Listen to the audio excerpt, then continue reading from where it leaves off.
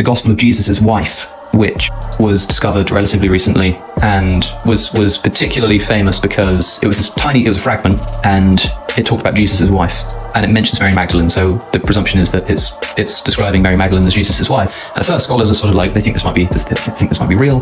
They carbon date the papyrus, and it matches perfectly. This is like this is an early ancient text. Then some like red flags start being raised, and sort of final nail in the coffin. This is a forgery. We know now this is like a complete forgery, and one of the ways to prove this is that it quotes another gospel in Aramaic. I think it might quote the Gospel of Thomas actually, but it quotes this Aramaic translation.